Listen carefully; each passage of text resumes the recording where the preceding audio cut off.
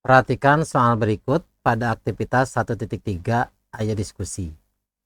Analisis menu makan siang yang tepat. Pertanyaannya, carilah berapa banyak kalori yang akan dikeluarkan oleh remaja laki-laki beserta menu makan siang yang menunjangnya untuk melakukan aktivitas tersebut. Tiap aktivitas bisa dengan menu yang berbeda sesuai kebutuhan. Ingat, contoh-contoh kalori makanan yang disajikan di awal pembelajaran dihitung per 100 gram. Yang pertama, mengikuti les tambahan matematika di sekolah. Untuk mengikuti les matematika dibutuhkan kalori sebesar 200 sampai dengan 300 kalori.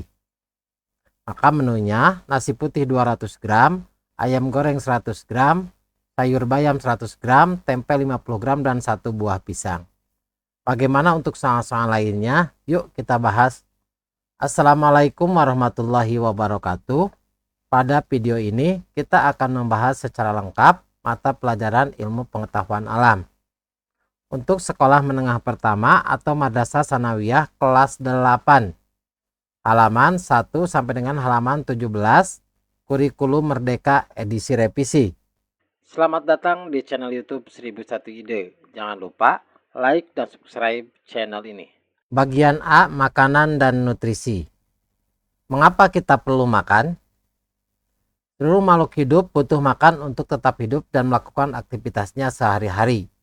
Di dalam makanan terkandung zat-zat yang sangat dibutuhkan tubuh untuk berkembang dan memperbaiki sel-sel tubuh atau jaringan yang rusak. Di dalam makanan terkandung sumber energi dan penyusun tubuh kita. Ketika makanan diubah menjadi energi, energi yang dilepaskan diukur dalam satuan kalori. Setiap orang membutuhkan asupan kalori yang berbeda setiap harinya sesuai dengan kebutuhannya. Kebutuhan kalori dipengaruhi oleh usia, jenis kelamin, aktivitas, berat badan, dan kondisi kesehatan seseorang. Seorang siswa remaja seperti kalian membutuhkan sekitar 2000 sampai 2500 kalori per harinya. Kebutuhan kalori remaja laki-laki lebih besar dibandingkan remaja perempuan. Perhatikan, ini adalah besaran kalori menu sarapan khas Indonesia. Sarapan telah menjadi salah satu menu yang dianjurkan oleh sejumlah pakar kesehatan sebagai energi untuk mengawali hari. Lalu berapakah besar kalori yang terdapat dalam menu sarapan sehari-hari orang Indonesia? Perhatikan pada gambar 1.2. Untuk bubur ayam, takaran per porsi 1 mangkok itu 372 kalori. Kemudian nasi goreng, takaran per porsi 1 piringnya 333 kalori. Selanjutnya pada aktivitas 1.1, ayo cari tahu. Menghitung kalori sarapan pagi kita. Berdasarkan gambar 1.2, berarti gambar tadi yang kita jelaskan. Coba kalian ingat makanan yang kalian makan tadi pagi. Mungkin saja sarapan yang kalian makan tadi pagi sesuai dengan gambar 1.2. Coba hitung kalorinya. Kira-kira apakah sarapan yang kalian makan atau ingin kalian makan memberi energi yang cukup untuk kebutuhan kalian belajar sampai siang hari? Jika sudah cukup, beri alasannya.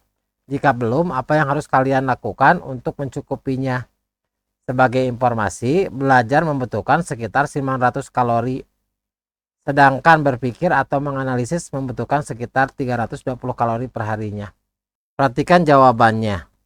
Jumlah kalori yang dibutuhkan berarti 90 kalori ditambah 320 kalori, yaitu 410 kalori. Misalkan, siswa sarapan dengan bubur ayam ditambah dengan teh manis. Perhatikan jumlah kalori untuk sarapan dari tabel 1.2 itu 372 kalori. Ditambah teh manis, perhatikan pada tabel 55 kalori. Maka jawabannya yaitu 427 kalori. Maka jumlah kalori sarapan 427, sedangkan jumlah kalori yang dibutuhkan 410. Jadi sarapan bubur ayam ditambah teh manis telah memenuhi kebutuhan kalori untuk belajar sampai siang hari. Karena jumlah kalorinya lebih besar dibandingkan dengan jumlah kalori yang dibutuhkan. Selanjutnya, vitamin. Vitamin dibutuhkan untuk memelihara fungsi sistem tubuh. Vitamin memang tidak mengandung energi, tetapi dibutuhkan untuk membantu mempercepat segala reaksi kimia di dalam tubuh kalian.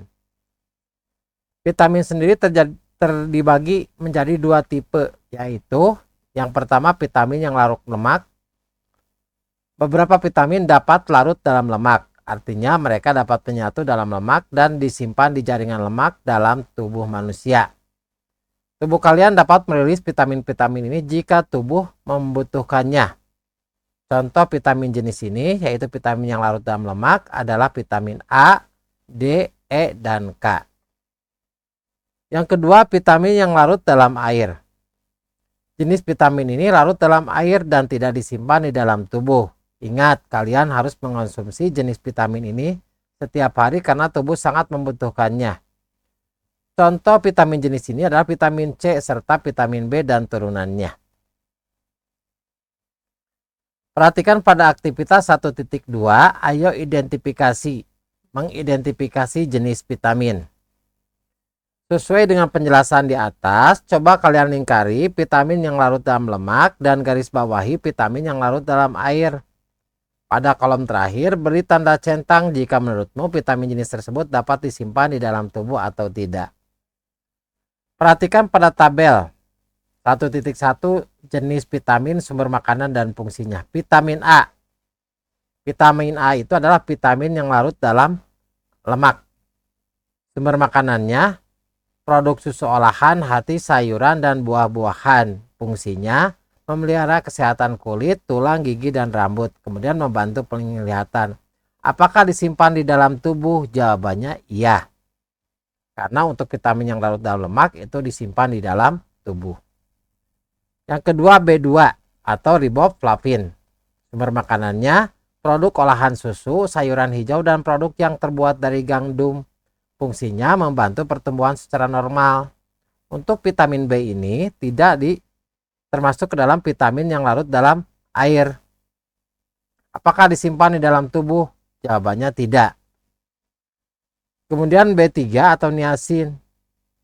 Ini vitamin yang larut dalam air. Sumber makanannya kacang-kacangan, produk gandum, dan daging. Fungsinya membantu pelepasan energi. Apakah disimpan di dalam tubuh? Jawabannya tidak. Untuk B12, ini termasuk vitamin yang larut dalam air.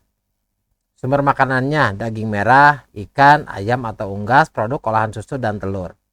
Fungsinya memelihara sistem saraf, kemudian membantu pembentukan sel darah merah. Apakah disimpan di dalam tubuh? Untuk vitamin B12 ini ada yang disimpan di dalam tubuh. Kemudian yang vitamin C. Ini vitamin yang larut dalam air. Sumber makanannya buah jeruk, tomat, kentang, dan sayuran hijau. Fungsinya membantu pembentukan jaringan, melawan infeksi, memelihara sistem kekebalan tubuh. Apakah disimpan di dalam tubuh? Jawabannya tidak. Kemudian untuk vitamin D, ini vitamin yang larut dalam lemak. Sumber makanannya ikan, telur, hati, dan terdapat di dalam sel kulit manusia yang dipicu oleh paparan matahari. Fungsinya memelihara kesehatan gigi dan tulang. Apakah disimpan di dalam tubuh? Jawabannya iya. Karena untuk vitamin yang larut dalam lemak itu disimpan di dalam jaringan lemak yang ada di dalam tubuh. Kemudian untuk vitamin E, sumber makanannya minyak sayur, margarin, produk gandum, dan sayuran. Fungsinya membantu memelihara sel darah merah. Apakah disimpan di dalam tubuh? Jawabannya iya. Kemudian vitamin K, ini vitamin yang larut dalam lemak. Sumber makanannya sayuran hijau, susu, hati, dan dibentuk oleh bakteri di dalam usus. Fungsinya membantu pembekuan darah, kemudian membantu pembentukan formasi tulang. Apakah disimpan di dalam tubuh? Jawabannya adalah iya. Selanjutnya pada aktivitas 1.3 ada diskusi analisis menu makan siang yang tepat. Diskusikan dengan teman sebangkumu, kira-kira makanan apa yang cocok dikonsumsi oleh seorang remaja laki-laki sebelum dirinya melakukan aktivitas di bawah ini. Carilah berapa banyak kalori yang akan dikeluarkan oleh remaja laki-laki ini beserta menu makan siang yang menunjangnya untuk melakukan aktivitas tersebut. Tiap aktivitas bisa dengan menu yang berbeda sesuai kebutuhan. Ingat, contoh-contoh kalori makanan yang disajikan di awal pembelajaran dihitung per 100 gram. Perhatikan untuk mengikuti les tambahan matematika di sekolah. Itu mengikuti les matematika dibutuhkan kalori sebesar 200 sampai dengan 300 kalori. Perhatikan pada kebutuhan kalori per 100 gram untuk setiap jenis makanan bisa dilihat di pembelajaran pada buku siswa.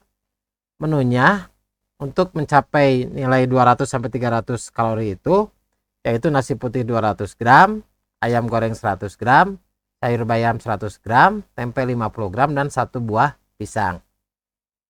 Kemudian yang kedua, untuk mengikuti pertandingan sepak bola pada sore hari. Bermain sepak bola itu 600 sampai 800 kalori yang dibutuhkan. Maka salah satu alternatif menunya bisa nasi putih 200 gram ditambah dada ayam 150 gram, kemudian telur rebus 1 butir, sayur wortel dan buncis 100 gram, 1 buah jeruk, dan air putih yang secukupnya. Selanjutnya untuk berjalan kaki sejauh 5 km untuk pulang ke rumah. Berjalan kaki sejauh 5 km itu membutuhkan kalori sebesar 200 sampai 300 kalori. 200 sampai 300 kalori ini bisa dipenuhi dengan menu nasi putih 200 gram, ikan bakar 100 gram, tumis kangkung 100 gram, tahu 50 gram, dan 1 buah apel. Itu jadi bisa dilihat jumlah kalorinya itu pada buku siswa. Kemudian tulislah di buku catatan dan berikan analisis apakah pilihan makanan yang kalian buat. Jawabannya, kita berikan analisisnya. Les matematika itu memerlukan konsentrasi otak sehingga dibutuhkan makanan yang mengandung karbohidrat, protein, vitamin, dan mineral untuk menjaga energi dan fokus belajar. Kemudian untuk pertandingan sepak bola itu menguras energi paling banyak sehingga memerlukan asupan kalori paling tinggi, terutama dari karbohidrat sebagai sumber energi dan protein untuk membantu kerja serta pemulihan otot. Kemudian untuk perjalanan 5 km itu membutuhkan energi sedang. Menu yang mengandung karbohidrat, protein, dan vitamin sudah cukup untuk menggantikan energi yang digunakan selama berjalan. Maka kesimpulan yang dapat kita ambil bahwa semakin berat aktivitas fisik yang dilakukan, semakin besar pula kebutuhan kalori dan energi dari makanan yang harus dikonsumsi. Demikianlah video pembahasan untuk mata pelajaran Ilmu Pengetahuan Alam kelas 8 halaman 1 sampai dengan 17 kurikulum Merdeka edisi revisi. Semoga bermanfaat. Assalamualaikum warahmatullahi wabarakatuh.